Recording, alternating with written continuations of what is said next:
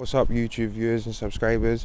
Big shout outs to you all that's been liking, subscribing, supporting my channel on YouTube. I really do appreciate you all. Now, this video that I'm making today is quite close to home to me. It's quite an important one. Now, this is all about suicide in prison. When I was in prison, I never really experienced it until I actually had my own cell.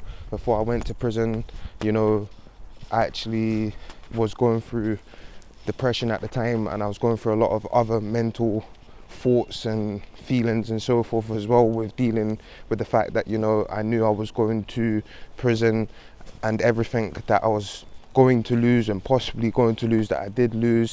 And when I was in prison and I was in my own cell that I got 4 days after from being in prison, which was pretty quick, and the thoughts that I had going through my head, I had a little boy on the way, and I had an appeal that was hopefully, that was going through at the time. But at the time when I was in prison, I wasn't 100% sure if that was going through. I do apologize about the noise there. I'm just walking my dog at the moment.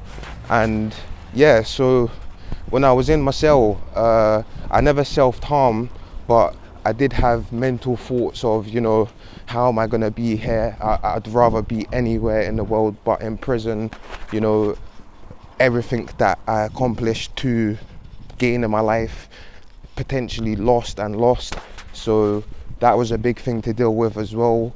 And then I left my ex-partner on the outside pregnant with, a load of stuff that I should have been there, to deal with. So, and like I said in my video about why I went to prison, now, I never wanted anything, I'm a humble person until you upset me, and I'm not a violent person, I'm just a humble person, positive, and I just want a peaceful life and get on with my life. Now, when that situation happened to me, it was uncontrollable in my hands to a point.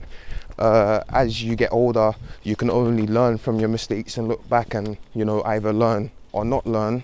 So I've managed to overcome of not being a person that's going to be holding a grudge against someone or salty. I'm not salty about it. I know the fact that if it wasn't for the mum, then certain things wouldn't have happened that night, and if it wasn't for my actions, then I wouldn't have most probably went to prison. But if I wasn't forced to have done what I was, what I'd done to defend myself, then like I said, a lot of things shouldn't have happened that night, but they did. It was very unfortunate, and life goes on. So there's gonna be I'm sure a lot of other families that I'm going to meet that's not going to be deceitful, and they're just real and say it how it is, which a lot of families are like, which I have met recently.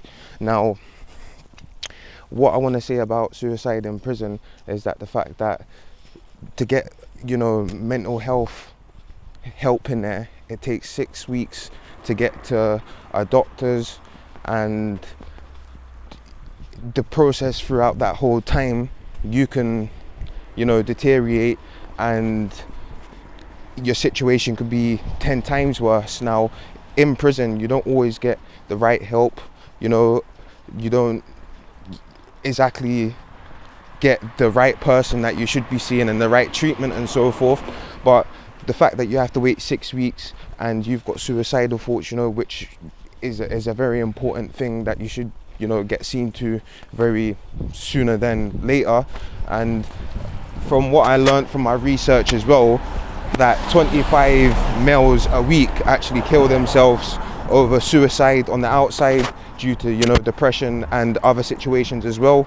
So it's not just in prison as well. And like I said, when I was going through my thoughts, I didn't want to kill myself because I knew I had a little boy to live for, and that wasn't the way to go forward. But I had the thoughts of, how am I going to make through this period of time that I didn't think that I was going to be able to make through. But I made through it somehow.